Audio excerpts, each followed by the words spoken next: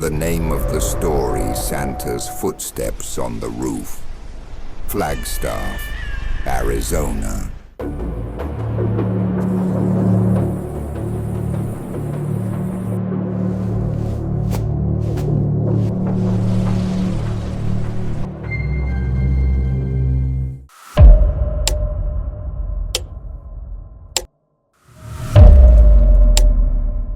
In the snowy mountains of Flagstaff, Arizona, there's one Christmas Eve story people still avoid telling after dark.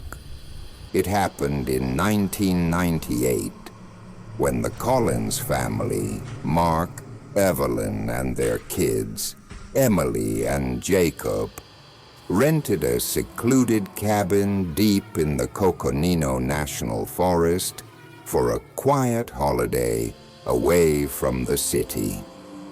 The snow that year was unusually heavy, blanketing the world in a thick silence that felt almost unnatural. Inside the warm cabin, the family settled near the fire, drinking cocoa and listening to the wind move softly through the trees. Everyone drifted into sleep, except 9-year-old Emily, who waited eagerly to hear Santa's reindeer on the roof. But what she heard instead was wrong. Just before midnight, slow, heavy footsteps began to move across the roof. Steady, deliberate, far too heavy for any animal. Each step echoed through the wooden beams above her bed. Then came a deep, dragging sound, like something long and heavy was being pulled across the shingles. Emily held her breath, frozen, listening in the darkness. Curiosity overcame fear. She crept to her window, wiping away a circle of frost. The forest outside looked dead still. The Christmas lights flickered weakly. But at the edge of the roof, silhouetted in pale moonlight, she saw a tall, hunched figure, its limbs unnaturally long. Over its shoulder hung a sagging, lumpy sack, and something inside it moved.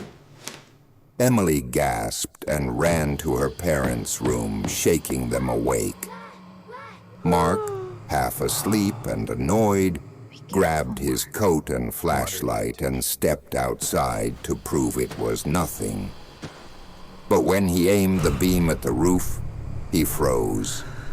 Large human-shaped footprints, too long, too widely spaced, were stamped deeply into the fresh snow on the rooftop.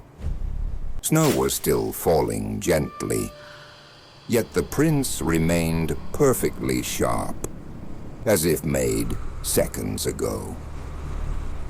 Inside, Evelyn tried calming the kids when a sudden thud came from inside the cabin. Not on the roof, not outside, inside. A slow scraping sound followed, moving along the attic floor. Something was dragging itself above them. Then the fireplace rumbled violently. Ash exploded outward, the flames shrinking as if pulled by an icy wind. For a fraction of a second, Evelyn saw something in the chimney. Thin, pale fingers curling back into the darkness, impossibly long and jointed like a spider's legs. Mark burst in from the cold as the attic above them creaked under heavy, shifting weight. The footsteps returned, slow, patient, pacing directly above the living room. The dragging sound followed as if something massive was pulling its sack along the attic floor. The lights flickered, the cabin trembled. Then everything went silent. The family stayed awake until dawn, huddled near the dying fire, jumping at every little sound. When morning finally came, Mark searched the attic, the roof, the snow. There were no prints anymore, no disturbed boards, nothing to prove what they heard. Except one thing.